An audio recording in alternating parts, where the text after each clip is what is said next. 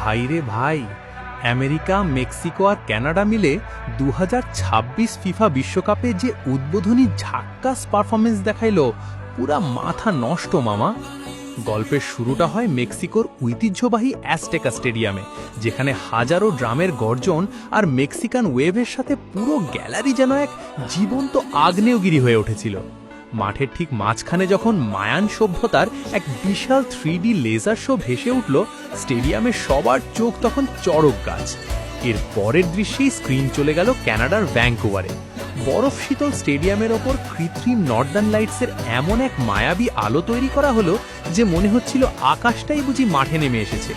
কিন্তু আসল ধামাকাটা বাকি ছিল আমেরিকার লস অ্যাঞ্জেলেসে, যেখানে হলিউডি স্টাইলে ড্রোন দিয়ে আকাশের বুকে তৈরি করা হলো আস্ত একটা জ্বলন্ত ফুটবল। তিন দেশের এই অবিশ্বাস্য মেলবন্ধন আর প্রযুক্তির এমন নিখুঁত খেলা দেখে টিভির সামনে বসে থাকা রনি আর আসিফের ঘোর কাটছিলই না। আসিফ সোফা থেকে লাফিয়ে উঠে চিৎকার করে বলল, দোস্ত, এরা তো উদ্বোধনের সংজ্ঞাটাই বদলে দিল, চোখের পলক ফেলার জায়গা নেই। রনি শুধু হাঁ করে তাকিয়ে রইল, কারণ ততক্ষণে মাঠের ড্রোনগুলো এক হয়ে ট্রফিটার রূপ নিয়েছে, আর স্টেডিয়ামের আতশবাজিতে পুরো আকাশ লাল নীল সবুজে একাকার হয়ে গেছে। আসলেই তিন দেশের এই মহাযজ্ঞ ফুটবল ইতিহাসের পাতায় এমন এক উদ্বোধনী শো হিসাবে লেখা থাকবে, যা মানুষ বহু বছর ভুলবে না।